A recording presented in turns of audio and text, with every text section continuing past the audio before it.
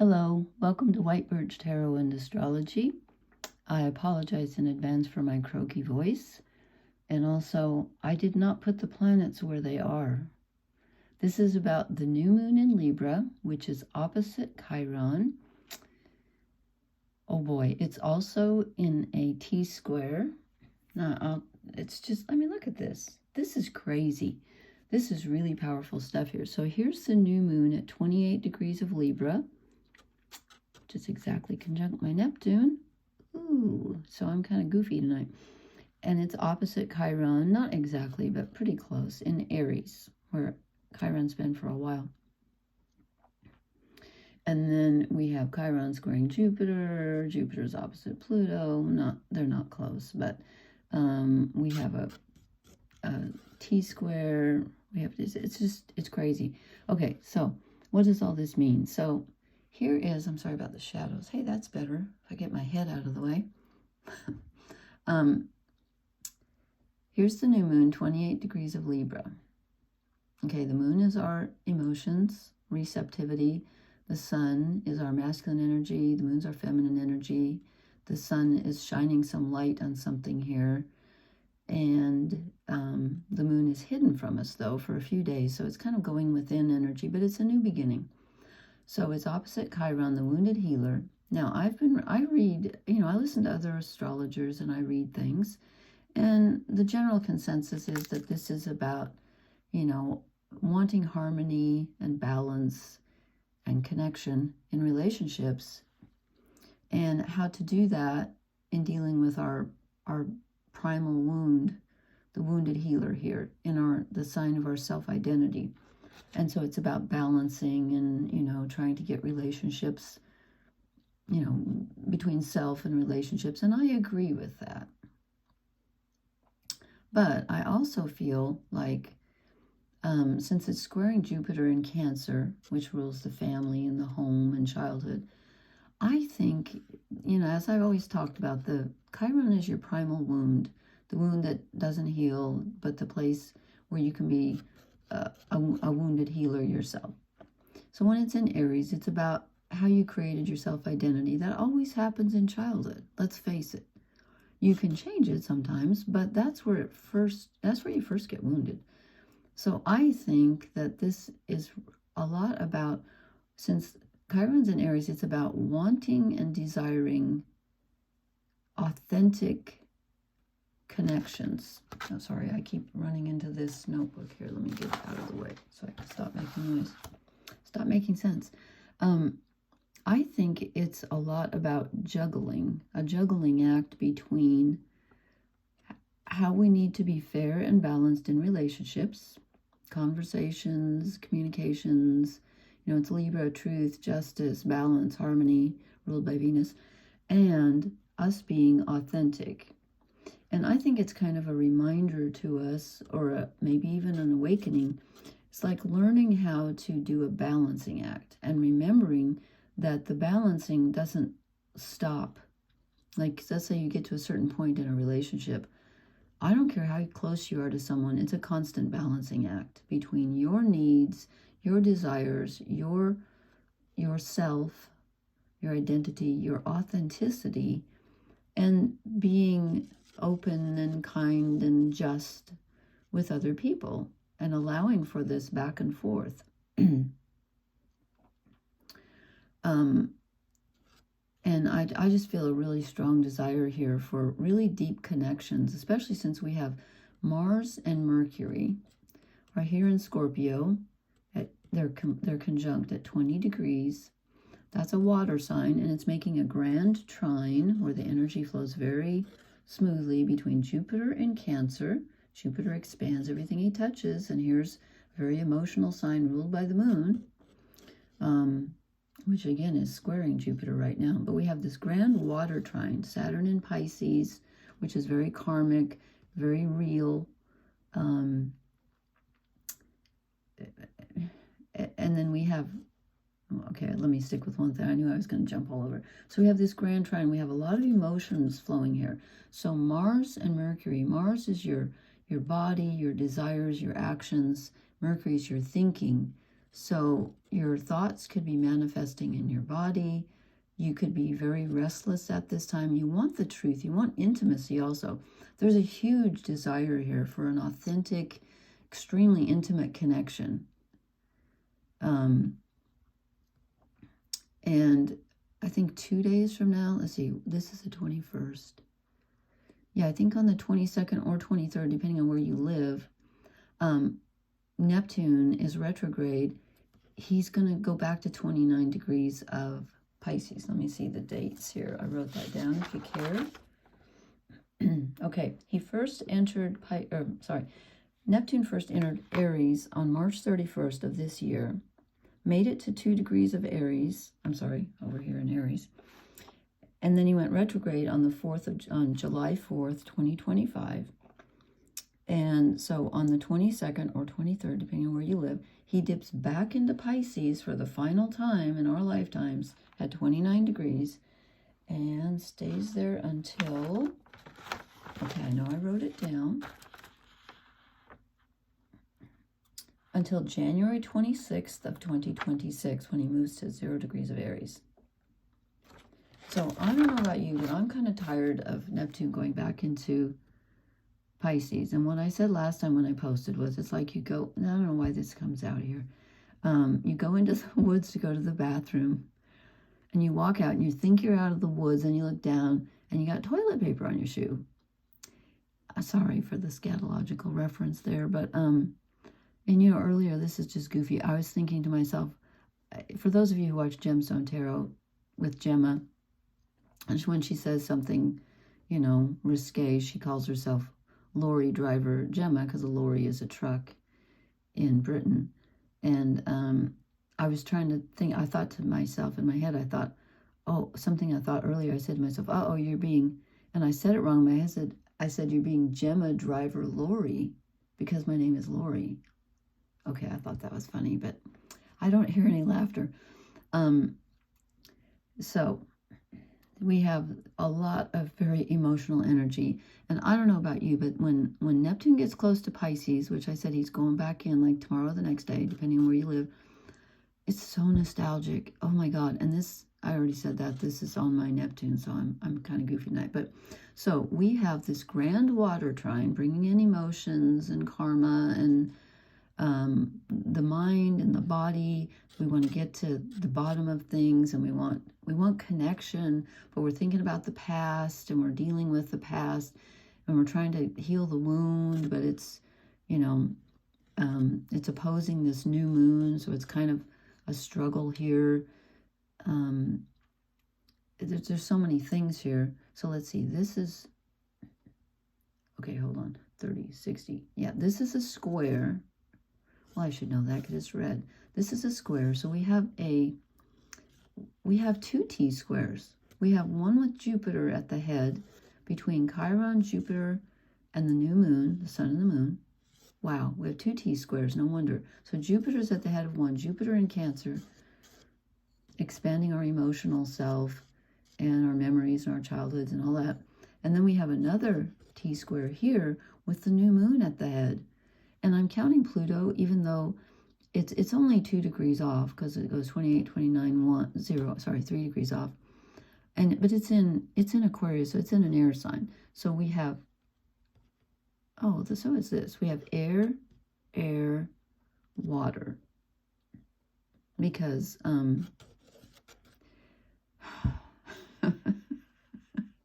just trust me, we do. There's too much tonight. Truly there is. I thought this could go on forever, and we still have this mini grand trine. So here's the takeaway. Let me just tell you what I've written down here. And I will get to the cards in just 1 second. Actually, I'm going to wait till I get to the cards, because the cards tell it better than I do. We have a lot of stuff going on. I could go on forever, but I won't. You're like, thank God she stopped. Okay. So these are very strange. You know what I expected? I expected lots of cups because of the water grand trine. And I expected the Justice card and swords. We got some swords. Okay, we did. But I did not expect all the pentacles. And I looked at these cards and I thought, what the heck? It it's like the scales, okay? You have two, you know, you have like, here's the scales going like this. These are up and down, as so many of my readings are. They're not exactly opposite, but they're like two different ways of looking at things. Okay, so we start off, in fact, I'm going to read them up and down, I think. We start off with the Eight of Swords. To me, it's almost like the top row is the way we've been seeing things, and the bottom row is the new way, because this is about seeing things in a new way. Okay, we have the Eight of Swords, which is mental, let me put this up, mental distress. Okay, it's just, it's too much. We're just like, I can't stay balanced. This is crazy. My thoughts are distressing me. We got Uranus and Gemini, you know, bringing chaos. And then below it, we have, I don't know which way to go. It's like the old way and the new. No, okay.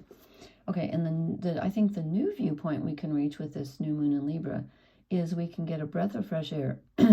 We can look at, oh, here goes my voice. Excuse me. We can look at it. Pardon me. I have terrible allergies. Our weather's changing rapidly. We can have a new perspective, a fresh perspective, almost from a child's point of view, like beginner's mind, if that makes any sense. And then, and I did not expect him, because we have nothing in Earth right now. The only thing we have in Earth right now is the south nodes of the moon, 15 degrees of Virgo. That's it. There is nothing else in an Earth sign. So this is not a grounded time. And the south nodes are what we're supposed to be moving away from.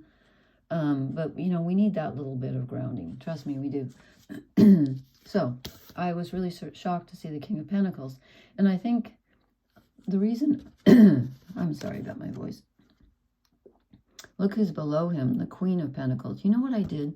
I pulled the King of Pentacles, full disclosure, and I put him back in the deck. And I was like, I wasn't concentrating. And I shuffled, and guess who came back out again? Swear to God.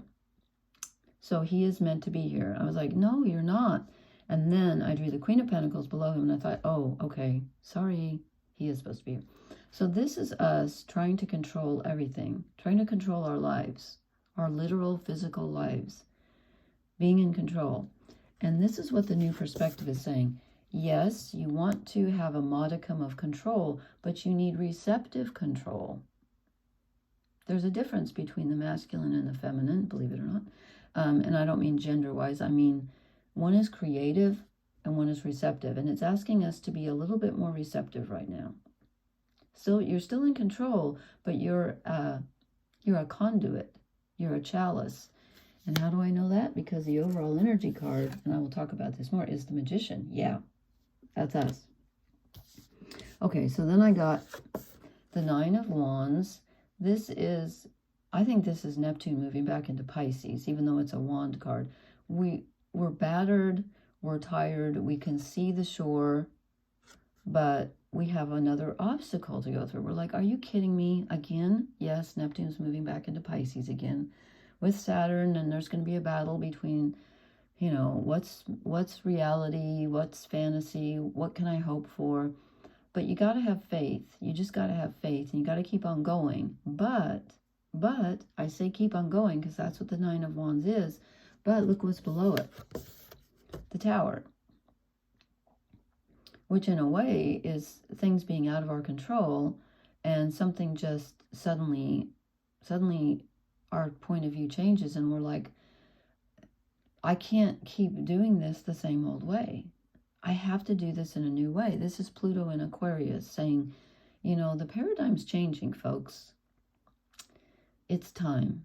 The outer planets are in this little mini grand trine, Pluto, Neptune and Saturn and Uranus, and they're sort of holding sway. So, you know, there's sudden realizations out there. There's also a lot of synchronicities out there, and I'm going to tell you about one I had in a minute.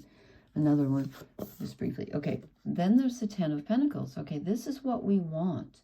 This is our ideal life. This is a vision that we have for what would make us happy, what we think would make us happy on a very physical level. I want this. And then the universe, I think, is saying, and again, this is a balancing act because it's Libra. We're going to go back and forth between these two. The universe is saying, well, yes, but first you have to kind of let go and not exactly sacrifice, but you have to surrender, and you have to be willing to be in the middle of the scales and not expect the scales to always be balanced. You have to be willing to put up with a paradox, like Saturn and Neptune together, reality and imagination, and realize that they're both valid. And so this is, this new moon in Libra is about communication with others, connecting with others, and relationship. But then it's opposite Chiron in Aries, where we're looking for our true identity that maybe Denver got out. Oh, and I wanted to point out something else.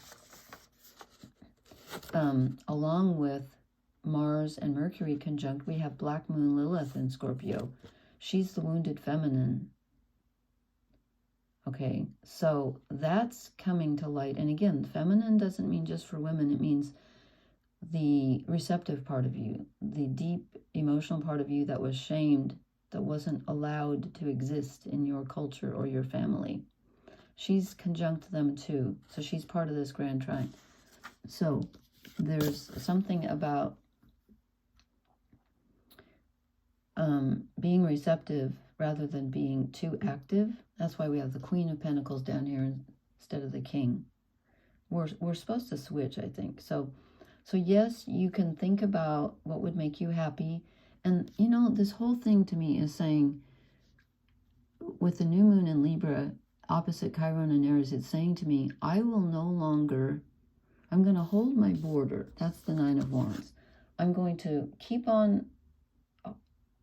what's authentic in my sight. I no longer want inauthentic relationships. I don't want that anymore. I'm tired of it. I don't want that anymore.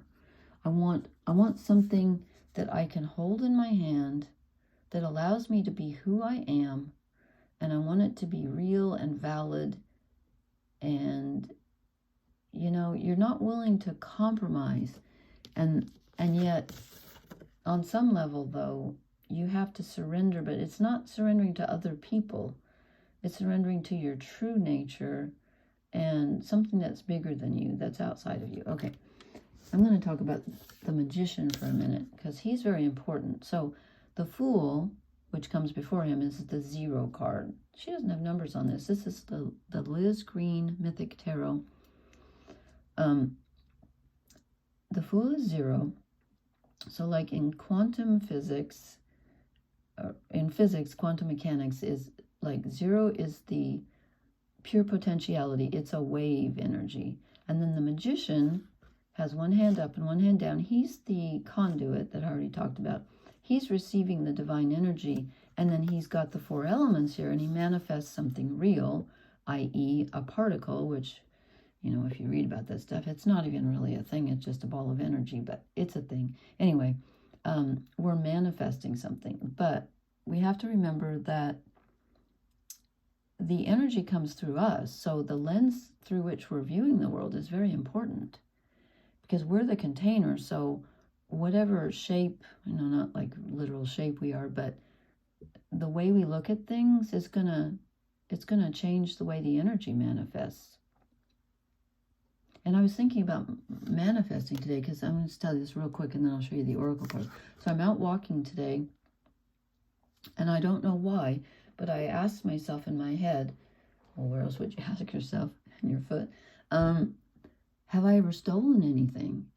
I don't know why I was thinking about theft. And I remembered 2 times in my life when I did. And I was younger, of course. But I felt really badly about one of them. And then I said to myself, that's weird. They both happened while I was at the beach by the ocean. Once I was just visiting, once I was living there. But anyway, at the moment I said that, I had the urge to look up over my head, which I do often because I look at the birds and the clouds and stuff. And I looked up, and right above me, like not, I don't mean like a foot above me, but like right overhead, if I'd have drawn a line above me, it would have touched this bird. There was a seagull.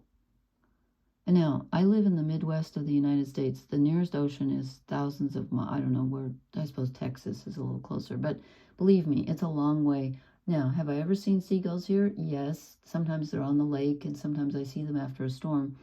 But I haven't seen a seagull in probably 10 years. That's how often I see them. And there was one right over my head, right when I thought to myself, I was at the beach, and I look up and there's a seagull.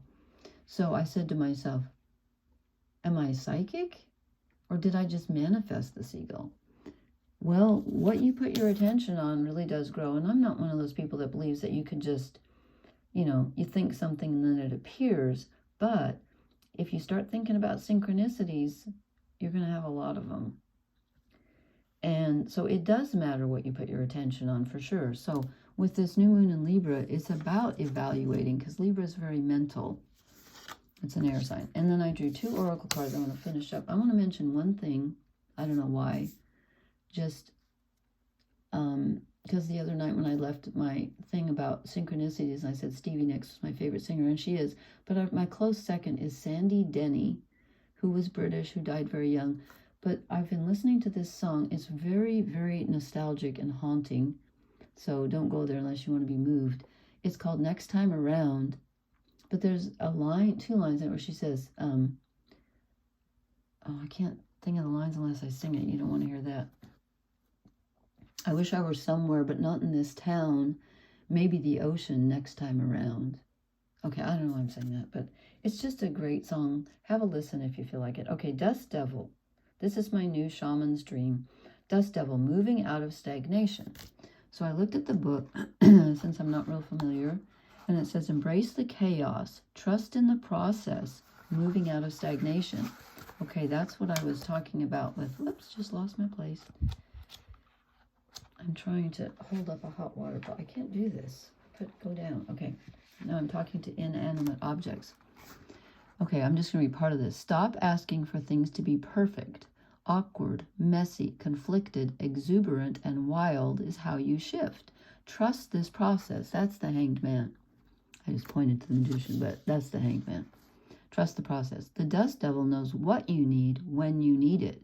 Once things settle, you will see the gleaming jewels awaiting your discovery, the wisdom awaiting integration. This is the new moon in Libra, who's taking a look, an air sign here, very discriminating. The sword of justice, or the sword of truth, the scales of justice. Looking for what's real, which is hard to find these days. But honestly, this is about being authentic and real. And then, this is the wisdom of the oracle, Colette Baron Reed, the thinker, which is really interesting because this is about thinking. But again, we want to shift our thinking from, oh my God, this is dreadful and I'm exhausted, to just, take a breath. The Page of Swords. Think about it in a different way. I just want to read you one thing. If I can find this. I should have marked something, but I did not. Okay, come on, I'm close. I'm almost there. Actually, I don't need to read this. I was just going to tell you. Yeah, I don't need to read that.